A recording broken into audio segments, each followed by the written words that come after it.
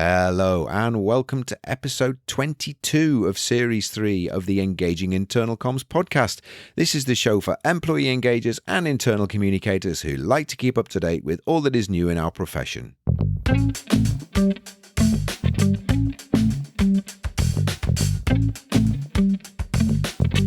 My name's Greg Smith from the Big Picture People. Well, as we get towards the end of 2022, we're starting to look forward to our fourth series, which will be beginning at the start of next year, at the beginning of 2023, and we're lining up our guests already for our fourth season of the show.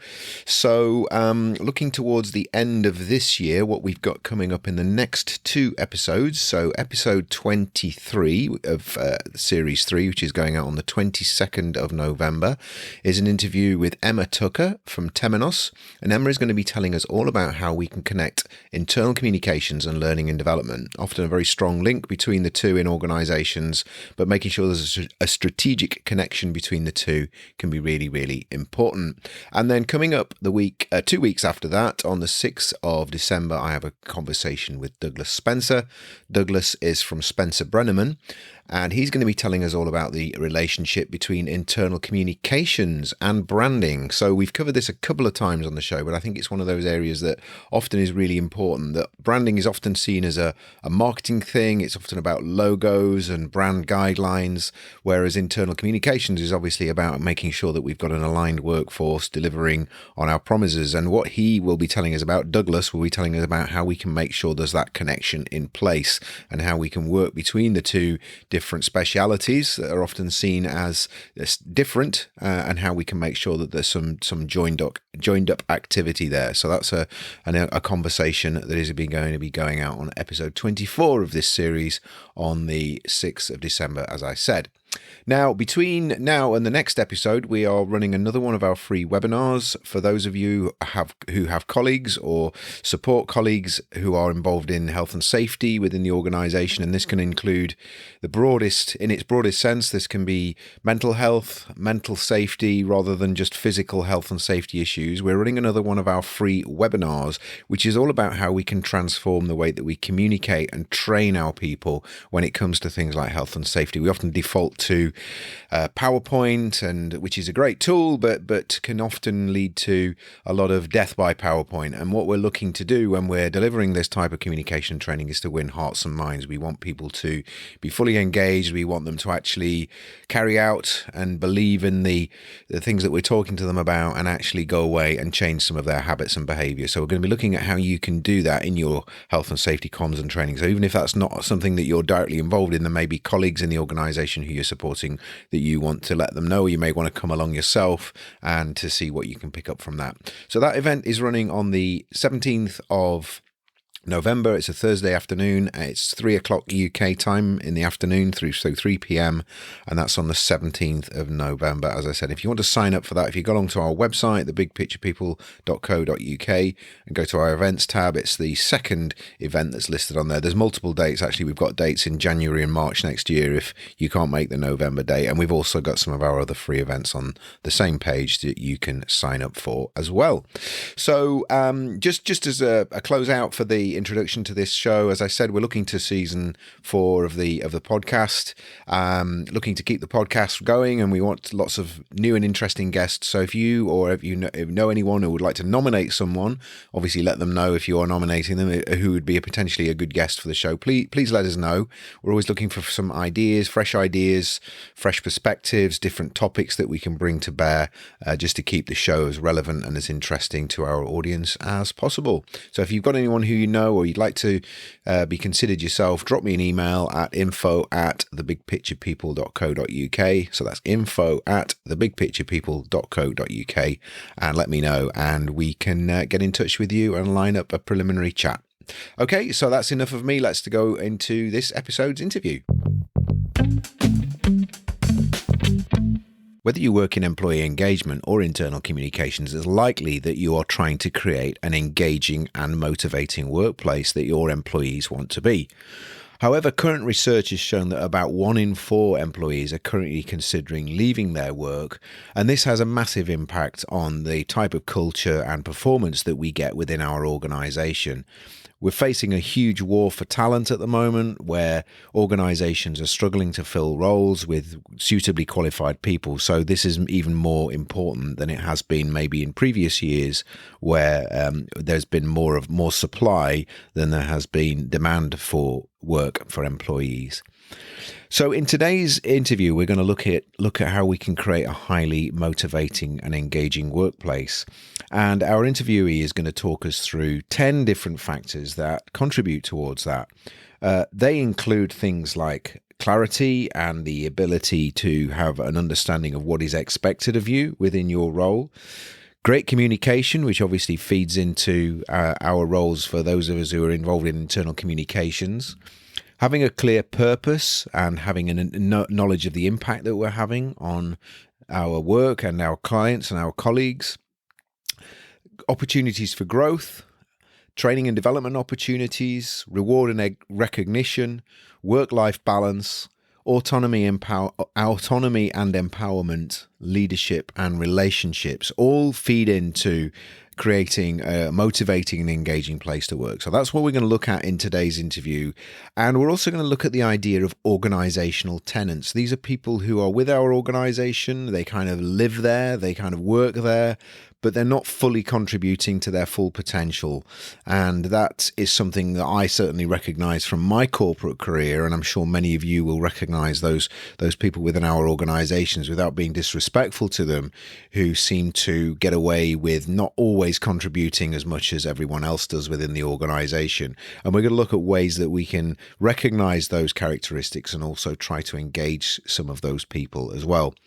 We're also going to be looking at the full employee experience journey, the whole case that we have lots of different touch points as employers with our employees and how we can influence their experience and their lived experience of working within our organizations as internal communicators and employee engagers as well. So that's what today's interview is about. I'm sure you'll find it stimulating and interesting, and hopefully it will resonate with you in terms of some of the things that you need to be focusing on in your work, and also helping your colleagues to realize our key important factors within your own organization when it comes to creating a highly motivating workplace. My guest today is Laurie-Anne Duguay. Laurie-Anne is a culture catalyst, a DISC trainer, and human resources strategist who helps organizations to ignite cultural transformation and empower their people. Laurie-Anne believes that employees are looking to work for organizations that offer high-quality end-to-end employee experiences. And this is important in creating highly engaged employee journeys that assure a decrease in costly turnover, an increase in your retention of top talent, and to optimize your overall employee engagement. So, hello, Laurie-Anne. It's good afternoon for me. Good morning for you. Could you tell our listeners where you are in the world so we can position you in our minds? Absolutely. Good morning. I am in Northern Ontario, so in Canada. Fantastic, excellent. So I kind of gave the LinkedIn version of your resume there. Tell us a little bit about what you do and what you're up to, and maybe a little bit about your career, how you ended up doing what you're doing, Laurie-Anne, please. Awesome. So actually, I worked for 21 years in government in a variety of HR strategy type roles, and within that context, within that work environment, I guess it kind of helped me understand how not to do employee experience. So it was a work environment where essentially, concepts like employee engagement and the entire exercise that goes along with that was really done as a checkmark exercise. Yeah, we gauge and measure our employee engagement, checkmark done. Whether or not we actually, continuously improve it and develop strategies to grow that level of engagement, well, that was irrelevant. It was really a checkmark exercise. So after completing my postgraduate in HR management, I fell in love with the whole organizational excellence piece of HR. So I always say there's kind of two HR folk out there. There's those who delve primarily in the operational type HR. I prefer the strategy type where we can actually build the frameworks required to really kind of drive that engagement. So I decided to leave my 21-year career in government and start my own gig, and have been doing this over the past 2 years, have clients pretty much all over the world, and am really enjoying being able to help organizations create that work environment that's going to attract those job seekers, because ultimately it is a job seekers market out there these Yeah, days. yeah. Very competitive at the moment. Yeah, definitely, definitely. Absolutely. No, that's a great introduction. And yeah, I think we have a similar, we have similar challenges, whether they're public or private sector in across in Europe as well. So which is no great surprise, I guess, in terms of we're dealing with human beings here and collections of human beings in our organisations. So just sort of building on from that, then again another piece of text I've sort of lifted off your LinkedIn profile, and I think this is quite a nice introduction into what we're going to be talking about in the interview. And I'll read this out verbatim. So currently, 1 in 4 employees are considering leaving their job. The world of work has changed, and companies who are able to adapt to the new corporate landscape will be those who will attract talent. The key to competing in a world where demand far outweighs the pool of available talent is creating a work environment where employees want to work and stay. Although we can't motivate people directly, we can create a work environment that they find highly motivating. So I think that's something that we definitely, most people I'm sure listening to this podcast would agree with. So let's kick off then, Lorianne, by just saying, what are some of the ways then that we can start to make our workplaces more motivating and more highly motivating for our employees? What are some of the things that we can work on and focus on from your perspective? Okay, so there's actually, there's a bunch of different literature out there, but essentially it all drills down that there are some very specific motivational drivers. So basically things that make people want to show up for work, but not just occupy space and be a bit of a tenant, what I refer to as tenants of the workplace, but Yeah. really thrive, right, within their position. So some of those motivational drivers, when you take the time to first understand what is it that actually drives that motivation, but also how can we look at the way we're managing our people, that day-to-day people management process, that end-to-end employee experience. So we talk, from the moment that we're pitching ourselves to them at the interview through to the minute they actually exit or transition elsewhere from our organization. What are we doing to make sure that we're actually integrating those motivational drivers to make sure that people, are feeling satisfied and feeling engaged and feeling like they're part of something bigger. So some of those motivational drivers, I like to play around with 10. I have like a top 10 list of those motivational Okay. drivers. Yeah, let's go for it. So Yeah, again, I like top tens. They're always good. So yeah, come on then, fire away. let's do it. Okay. So the first one, clarity. People want to understand their role. They want to know what's expected of them. And then they also want to understand what they, on the flip side, can expect from you as an organization. Yeah. Number 2, communication. People want to be in the Okay. know. People want to know what's going on. They want information to flow 360, so bottom up, top down, and have, kind of facilitated connections with their peers and have that facilitated communication with their peers as well. Mm, They mm, Number 3, purpose and impact. So they want mm, to have they want to work for organizations that make a difference. They want to work for an organization that has an impact on people's lives, and they want to understand how the work they do on a daily basis, be it, on the front lines or in leadership, how it makes a difference and enables and fuels the achievement of that broader organizational mm. purpose. Yeah. Okay. Excellent. 4, So that's growth opportunity. we've got our top three. Or are these in order, or are these just kind of just in any There is order? no These order, and I think there's no order and there's no prescription either. no. Kind of striking the balance between them. I think it's important for organizations to kind of look at all of their employee experience kind of key touch points and Yes. start to think about how they can just infuse these Yeah. better in Okay. So every single we've got way. clarity, communication, purpose, and impact. They're our top, or the first three. What's number Yeah, 4, Lorianne?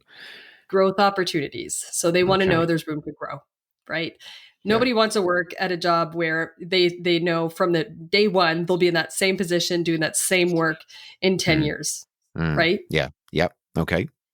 And the next one goes hand in hand with it, training and development. Mm, Not everybody likes to be developed at the same kind of rate, but it's important for everyone to have an opportunity to grow and hone their skills, be it for mm. their existing position or, if they aspire for another position within the company. Okay. Okay. Great. Number Next 6. one, rewards and recognition. So Mm, they want to know that they are valued and heard. They want to be seen and heard and that their contributions are recognized and valued. mm. Okay. Excellent. And I'm gonna come back to some of these because I want to kind of break the flow. So what do we got on Yes. number 7? 7 is work-life balance. Mm, The pandemic only amplified what was already well in motion. People want to know that they work for an organization that appreciate and recognize and support them having a life outside of work. mm, like it. Yes, Um, then autonomy and empowerment. I'm just go through all these and get to the 10, and then yeah, we'll dive into some of them if whichever one you want to deep dive into. definitely. Autonomy and empowerment. So people want Okay. to know that you trust them to do the work they were hired to do. They don't want the micromanagers, and they want to be empowered and coached into kind of stepping into their full potential. And hand in hand Okay. So with that. Oh, go ahead. Yeah, sorry. no, go. Sorry. I'll say autonomy empowerment is number 8. Sorry, I Yeah. interrupted Well, there. hand So in yeah, hand with that, right? It starts with yeah, your leaders. So leadership. yeah. We've Okay. all heard the adage, they don't leave bad jobs, they leave bad bosses. So they Mm, want to work, command and control no longer flies. They want to work mm, for a leader that empowers and coaches them and helps them kind of supports that whole growth journey, right? yeah, yeah. And what's the last but not least? Oh, don't Relationships. ask me. Relationships. Right? No, Excellent. no, Yeah. No, no. relationships, Very, right? You very good. spend Yeah. 8, 10, 12, sometimes 14 hours a day with these people. Yeah. People want to feel connected, and they want to work Yeah. for organizations that take the time to nurture those connections between peers. So relationships with your peers, relationships with your clients, and relationships, of course, with your senior leadership. Yeah. Yeah. That's Yeah. it. Like, I That's our think top 10. there we've got our 10. So yeah, I'm not going to read them all out again, but they'll be in the show notes somewhere. But I mean that's really good. And I think I mean we could probably do an individual episode on each of those. But no, I mean, interestingly, and I guess there's no surprise here. I mean, you mentioned reward and recognition, but there's nothing in there around remuneration or how much I'm getting paid or what my bonus is. And I guess this goes back to something that has been around for years now. I mean, Hertzberg, and then obviously people like Dan Pink and people like that have been talking about this for a long time now, about the fact that the money. Okay, we do work for money, but it's part of part of the contract. But actually, as a motivator, it's often well down the list in terms of what actually people, and I think more so nowadays, are looking from the work. I mean, would you agree with that? And I'm I would guessing so because absolutely agree. money didn't show up in that list of 10, but it's kind of one of those hygiene factors, isn't it? It only makes taking away makes things worse, but giving more of it doesn't tend to always make Won't things make the better. difference. Yeah. Absolutely. It won't drive the engagement, right? That's not what's going to No. drive that thrive Yeah. Yeah. ultimately. Yeah. And there's such a misperception about that. People really think the number one thing that cause the turnover is lack of compensation, but that's not it's not the case. When you start to look No. at some of the studies out there that have been conducted, compensation obviously is always on the list, like you said, but it's normally quite low on the list compared to all of these other drivers. Yeah. Yeah. I think when it drops below what the kind of the market expectation is, or very low below, that can then kind of get in the way. But just having it sky high doesn't tend to equate to better motivation from my perspective and what I've seen in my career. And I think most people would agree with that. So no, I mean, we've got lots of really interesting things on there, and I think definitely it's good to see communication. I know you say these aren't ranked, but communication there at number 2, and obviously this is an internal comms podcast, and we'll talk a little bit more about that later on. I mean, in terms of I'm going to be sort of as they're all equally important. I mean, what are and I've seen all of these things contribute and also undermine great sort of cultures and great places to work in their absence or their presence in equal measure. I think are really important. Are there any in there that you're kind of really focusing on at the moment in your work, or any particular stories about any of them that kind of bring them to life in terms of their importance? Okay. Yeah, I've got I can address both of those questions. One Thank of you. them, so the first one is I do have a story. So I had a global client, who, when they first approached me, we started looking at their retention, and their retention was actually quite good. So they Mm, were, a company that by the very nature they hired a lot of engineers and a lot of tradespeople, and by the very nature, just every job was different, every project was different, and that in and of itself was enough to retain the employees, right? yeah. Because Yeah.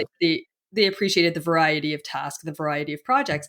However, when they decided to assess and measure their actual employee engagement, it was the lowest I've ever seen in my career. They were at Mm, 21% satisfaction. So what mm, you had was a bunch of employees who were there. We had a bunch of tenants essentially, right? mm, And when we started to deep dive into the why, what was going on, and how could we actually improve on this, we ended up kind of tracking that whole employee experience. So everything from the interview, and even in the interview, some of the stuff we were seeing that was happening. For example, it was, one person interviewing, and it was as if the employer was kind of trialing, was putting the candidate on trial essentially. But mm, where we're at now, where it's a job seekers market, it should be the opposite, right? You're supposed to mm. be, this is your opportunity as an employer to start to garner that excitement, to start to garner that momentum, and plant that seed of loyalty to say, hey, I'm going to get you excited about working for our company. Here's why. Here's a video, right? That shows what it's like to work for our company, and what are some of the great projects we've worked on that you might be aware of. Here's what you get when you work for us. It's really an opportunity to start to showcase kind of what you offer as a company. But that's not at all how it was being conducted. And then as Yeah. people were being brought in, the onboarding, the orientation, they were sitting in front of a computer for 2 weeks. We had stats on the turnover within that first 2 weeks. It was ridiculous. Mm, So just really not creating that engaging and kind of experience from the very first days at a company. So we've then started to implement things like a buddy system where you're connected with someone. So again, starting to facilitate those connections, those relationships, right? But that buddy is really your lifeline in terms of understanding the culture. Where do people take breaks? Where can I go pick up a coffee? Like, what's the norm? What are those unspoken norms that nobody actually, it's not written anywhere, but everybody's aware of? So that's yeah. that buddy transmits that, and then connecting them with a mentor, in those first few weeks, and having a very specific training plan. Again, speaking to clarity, understanding their role, having a training plan for what they can expect week one, month one, in the first 3 months of their job, having all these different tools and processes just to really support, and again, make sure that people are in the know, they understand what's expected of them, they know where to go for what. So working, and then even talking about this particular client, we worked at, okay, so now that you've got all these employees, they're already here. How are we developing them? How are we Mm, identifying those high potential, that 3% that goes, that's smart, hungry, and humble? And are we providing them with some curated kind of developmental opportunities to make sure that we're retaining them, we're keeping them, we're not losing them out to the competition, right? mm, And mm, then the non-high potentials, but how are we continuing to develop them? And how are we using, processes like your performance development exercise, your performance review? How are we using that to kind of fuel and measure and understand the preferences and needs of each individual employee, and then developing, plans to really help them grow within their comfort zone? mm, So all mm. that to say, this client, it was interesting because they had very low turnover, high retention, but it doesn't mean that that they had happy and thriving No, employees, no. right? Yeah. So it's to work with them. Yeah, Eh, no, it's interesting. Yeah, because often that is the sort of the assumption, isn't it, that people aren't leaving so therefore happy, but actually, Exactly. not the case. And what if they're Um, only performing at, I don't know, 30% of their well, capacity? and absolutely, and you've mentioned it a couple of times now, and I know it's something I was going to I kind of flag to talk to you about because I think it's a really interesting metaphor to use this organizational tenants. I've heard other metaphors used before, like organizational prisoners, but organization tenants does kind of indicate some level of choice in there. Let's just talk a little bit about that Oriane, because I think it's an important thing, and I think everybody will probably intuitively get that metaphor and kind of think, yeah, we've got some of those in our organization.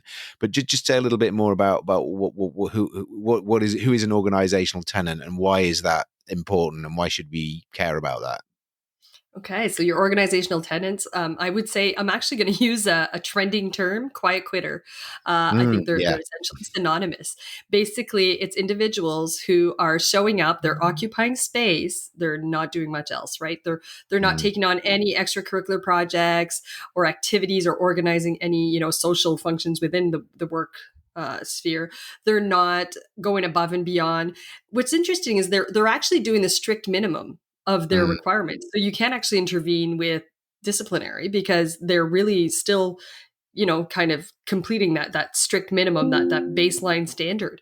But what Yeah. they're not doing is much else, right? They're not socializing with their colleagues. They're not, and it can actually be quite detrimental and quite toxic to an organization, because they're also not going to be the promoters of your organization. They're going to be quite kind of neutral on whether or not other people should work for your organization. So if you're reliant, and you should be reliant, right, these days, on kind of that word of mouth, and helping getting people to your internal employees to kind of refer their prospective candidates for to fill your pool of workers. Well, if they're not saying great things about you or your organization, then that could also be quite Mm. detrimental to your ability to recruit the talent you need, right?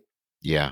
So yeah, so that advocacy thing is really important, isn't it? Particularly nowadays, Mhm. people will, things like Glassdoor and less formally, you'll always, you're going to buy anything nowadays. You always go on Trustpilot and check it out. And it's the same, probably more Absolutely. so if you're going to choose to go and work somewhere. You want to know whether you're kind of quitting one I job had and jumping out of the frying pan into the fire. Sorry, Lorianne. Yeah, I yeah, had a client. It was just really interesting. I said, you know, how much do you spend on recruitment per year? And he says, I've never spent a dollar in recruitment since I yeah. started my business.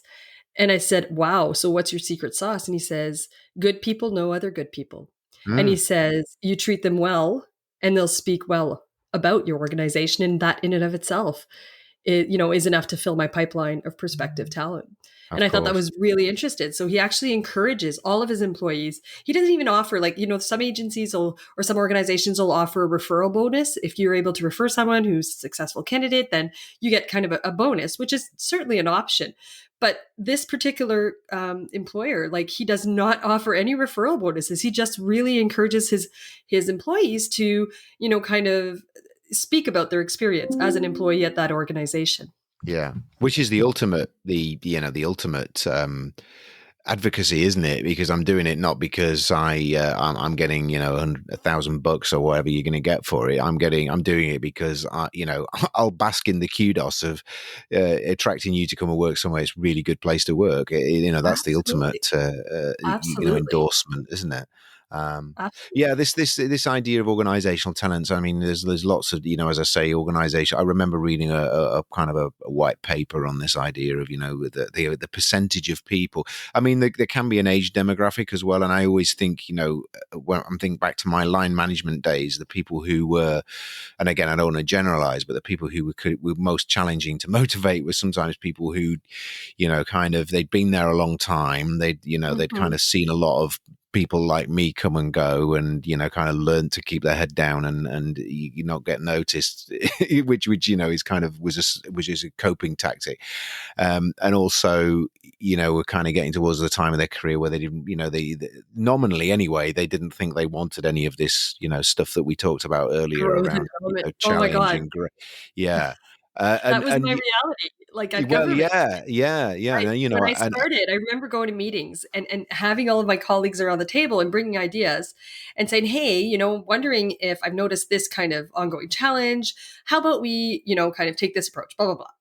And then I'd get, like, all the reasons it was not going to work from everyone sitting mm, at the table. yeah, And I'd also get, the been there, done that kind of, sorry, ain't happening. Been there, done that. Here's exactly how it's going to play out. And I remember leaving one of my meetings and thinking, oh my God, like, at what point do you get that cynical? At what point do you get that kind of negative? So I yeah, had coined them dinosaurs, right?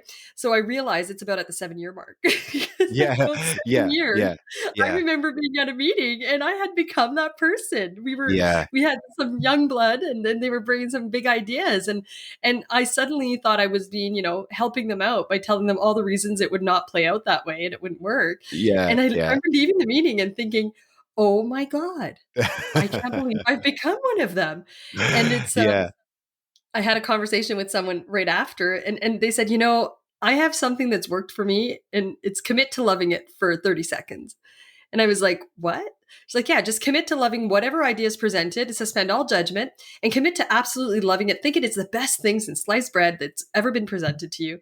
And by suspending that judgment, whether you realize it or not, you're actually going to give it a chance. And yeah, there might not love the entire idea, but you're gonna get some little pieces here and there that are really going to actually probably improve your life or help the challenge. And I was Yeah. like, oh, that's really helpful. So I actually, during my workshops, I always start with that. I don't care what I'm going to present to you today. I need you guys to really commit to loving it for 30 seconds, maybe a minute. Yeah. It's that way they're actually, it might be very foreign to them, but it's giving it a chance, suspending that judgment, right? And then if they decide after that minute that it's still kind of rubbish, then that's fine. They can actually just pass, Yeah. move on. No, But yeah, but no, anyways. I think that's good. If you can, yeah. And I mean, are you familiar with de Bono's six thinking hats, which is a kind of creativity technique? Have you come across that before, Edward de Bono? I I have to do mention not. his name because he's no. Well, yeah, but look it up, and anybody can look it up, and obviously recognize that it's Edward de Bono's. And I should if I could draw a copyright signal in the air, I would do, because he does protect his IP very strongly. But it's a lot of that is in the public domain as well. So yeah, he has this technique which is kind of six thinking hats, and I can never remember the colors, but basically it's a way of you allocating roles in a kind of a kind of an idea generation session where. I know that when I always remember the black hat has to look for the negative, the white hat has to look for the positive, the yellow hat has to look for the opportunity. So you basically it's not role play, but you force people to hold a particular frame of mind about what it is that we're talking about, which can be a way of forcing people out of these kind of routines that they've got into.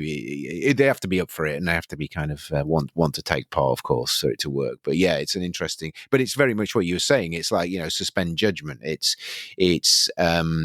if we were only looking for the positives in this thing, what would we pull out? And it's just a way of Mhm. just trying to get I people to like break that. their it's just a way of getting people to break their frame of reference. And yeah, but no, I totally agree with you. And I've kind of been in those. You're right. I mean, I guess we there's a health warning on this, and the sort of caveat is that we're not saying that if you've been for 7 years somewhere, you immediately become sort of cynical and negative. But no, I know what you mean in terms of like that kind of you've become the sort of thing that you used to sort of thinking, well, how do people get like that? And then you've Yeah, recognized you've yeah. become like that yourself. So definitely a thing. I just want to move on just to sort of talk a little bit. We've talked about employee experience. You've talked about the kind of pipe, the kind of every touch point that the organization have. And I didn't get it. I didn't say it earlier, but I was, when you talked about, the first stage, which is recruitment, is I definitely agree with you. I've always, whenever I've been recruiting myself or helping organizations to recruit, or when recruiting when I was in corporate life, someone when I did my recruitment training always told me, this is a two-way thing here. They're choosing you as much as you're choosing them, and you need to recognize that and be respectful of that, and not be arrogant enough to think that this is all about whether we think you're good enough. We need to prove to you that we're good enough for you as well, and So this is the true. right thing. So all of those touch points. So when we're talking about employee experience, I guess we're talking about all the different touch points, connection points that we have with those employees throughout their time with the organization. Exactly. Some of them, might kind of more formal and part of the process, but others less for, it's more like the day-to-day contact. Is that right, Exactly. Lorianne? Yeah. That is 100% accurate. Yeah. Absolutely. Yeah. Yeah. Yeah. So just what is the role of, because this is we've talked about communication, and we've talked about lots of related topics and issues today, which I think are highly relevant to anyone who works in engagement or internal comms, but specifically around thinking about internal comms, because it was on that list of things. As I say, I know 2 doesn't mean it's more important than 9 or 8 or 7 or whatever. Well, for the But purpose of internal. your specific show, I say, yeah, let's say that's number one. I mean, it's interesting because whenever whenever I go to a client and they say, we've done an employee survey and we've got some results, and we're getting you in because we like some help from you. Without them or ever them telling me what the survey results are, I always say, let me guess, too much change. Nobody tells us what's going on, and the third one, although we said it earlier, is they don't pay us enough, because people always use the opportunity of the employee survey to have a kind of quick go to try and kind of complain about Yeah, remuneration, for but sure. but communication, I agree, is it's you can never do enough of it, and it's never good enough, and probably that should It's always be always the on there. case. It's Yeah, always absolutely. on the results, regardless. Communication is on there, whether it be communication between the manager and the Yeah, employee, or just in general, they have no idea where they're going towards. When you think about clarity, how do you actually achieve clarity? Good yeah, communication, right? Like, yeah, so yeah. it's really it actually, as much as we kind of joke about it, it is actually one of the most kind of It's high a up yeah. there. It's as Yeah, important as oxygen and food, I guess, in that respect. 100%. Yeah. And, So, and a lot of people don't do it effectively, and they don't actually enlist. They don't recognize the value. So that one main client I was talking about earlier, one of my big clients, mm, the first thing we did is we got their internal communication marketing folks at the table, having these conversations and helping them kind of create stories and create kind of the assets we needed to be able to be more effective at those at the different kind of touch points throughout okay. the employee career. Yeah. Yeah, yeah. So yeah. I mean, you've already answered some of the questions I was going to ask. So I mean, your take on internal comms and the role it plays in employee experience, in creating that great employee experience and that motivating place to work. What's your particular experience around that, Lorianne? So let's talk about some of these kind of drivers and see how, your internal comms can support that, Mm, the infusion of that driver. So when we talk about purpose and impact, right? So how are you what are we doing to communicate and to showcase it? Okay, yeah, during recruitment, absolutely, but how are we actually showcasing it to folks internally? What are we mm, doing? How are we actually talking about a client journey and helping people connect the dots and to see that, wow, that employee journey, that client journey, we all have a role to play in it, right? So yeah, starting to convey that purpose and impact, helping them kind of connect how the work they do actually enables the achievement of that broader vision, mission, and values. So it's certainly through communication. And what does that look like? It's different formats, making sure that you're helping people understand. Maybe it's like I say, some success stories and celebrating some of the client success stories, and celebrating some internal success stories as well of employees, and showcasing those during videos or just actual newsletters or whatever format, but really just making sure that people are aware of them. So yeah, that's just for purpose and impact, right? When you talk about just growth opportunities, well, obviously your internal communication folks need to be enlisted to help you kind of make sure that people are aware of them and what might a career trajectory look like within from, to get you from A to Z in different positions within the company, and what might yeah. that journey look like. So certainly I think it honestly it's it's at every level, and communication is a Exactly. means to an end when it comes to these drivers. Yeah. So it's almost going to that checklist, isn't it? Oh, no, sorry, the checklist. I mean, that list of 10 that you gave us earlier. And again, we haven't got time to do it justice, but it's like looking through those and thinking, okay, if they're the 10 things that are really important in terms of creating a great employee experience and creating a highly motivating workplace, what am I as an internal communicator, whether I'm a manager or a director, or, I'm working in the internal comms team, what are we doing? What am I doing in order Mhm. to, facilitate that process through the work that I do. So Mhm. I think it's a really important, useful checklist. It really is, and Checklist. you say a checklist. It is a checklist essentially, Yeah, right? You got to yeah, think about yeah, it, and then you yeah, got to cross-reference it, like I say, with those touch points, right? So mapping out that journey, and then yeah, saying, okay, we're let's use the example of onboarding orientation. Okay, how are we yeah, facilitating all these drivers within that the processes that we kind of make a part of that entire kind of training? What yeah, does that look like? How are we infusing that, right? yeah. You talked about, you referenced leadership, and one of the things I didn't touch on at the beginning when you asked which is my favorite, like personally, I love the leadership piece because I really think that it starts with, you know, great leaders and Mm, leaders who understand the value of coaching versus telling, right? The difference mm, between telling your child where his jacket is and creating that dependency that every time they lose a jacket, they come up to you and ask you again, or coaching them and kind of doing a bit of a walkthrough of where they might have left it. When was the last time you remember having it, right? Same thing mm, with employees. You're creating that dependency by taking that command and control and telling approach, as opposed to actually empowering them and coaching them and helping them develop that critical thinking needed to drive high performance ultimately, right? yeah. Excellent.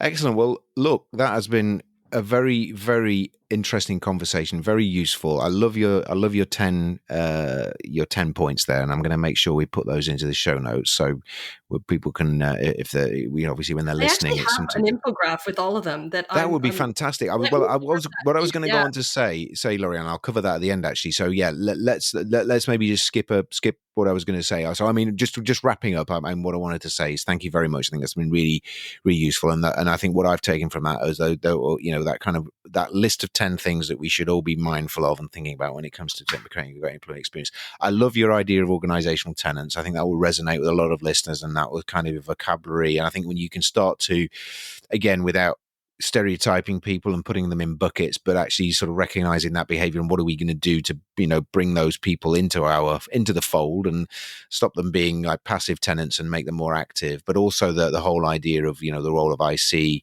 internal comms, in developing all of those different things around creating a great employee experience. So yeah, I was going to say what I was going to do is put a link into your LinkedIn profile in the show notes, so if people want to reach out to you, they can. But you say you have an infographic and any other resources that you're happy to share with the listeners, Lorianne, if you want to tell us what you've got, and then we'll make sure we get those and put them into the show notes, the links to them anyway. Absolutely. So certainly my LinkedIn profile. I'll share my website as well. I've got a Yeah. blog series that we actually just put up on the heels of this quiet quitting trend, and helping kind of shed light, where we talk about these 10 drivers and talk about kind of them being the secret ingredients to creating that highly sought after work environment. But then for the next 10 weeks, we're going to be diving a bit deeper into each of them per week. So we're going to showcase one driver per week. Okay. So certainly encourage people to join my Thrive Hive right off my website so that they're able to get these updates and continue to receive these tips and tricks. But for sure, I will also flip that infographic to you. Yeah, please do. Yeah, well, so if you can, is it a link that we can put in the show notes so people can download it? Yeah, is that what you've got, or is it just a PDF? I'll set that up. Yeah. Yeah, Let that me if you set don't that up. mind, that would be great. And yeah, I mean, when the show goes out, it may be that you're already fair way through your series of blogs. So, but I mean, people can absorb them retrospectively, I guess. Yeah, if you're going to, yeah, brilliant. Oh yeah, so send me those links, please, Lorianne. And yeah, I've got your LinkedIn profile, but also if you can make the your infographic downloadable, that will be fantastic as well. Sounds good. Well. Fantastic. So really, really grateful, Lorianne. Thank you so much for sharing your knowledge, your expertise, your experience, really some really great takeaways there for our listeners. And I wish you all the best for the remainder of this year. And obviously, a bit too early to start thinking about next year just yet, but obviously moving into the future as well. And all the best with your business and your work and your blogs and all the great work that you're doing, Lorianne. Thank you. Thanks so much for having me. It really was a great conversation. Thank you. Bye-bye. We hope you've enjoyed this episode of the Engaging Internal Comms podcast. If you've got any ideas for episodes you'd like us to cover in future, you can email us at info@thebigpicturepeople.co.uk, or you can use the feedback form at engagingic.com. If you're not already subscribed to the show via your podcast platform, please do so. And if you could leave a review for us, that would be absolutely fantastic.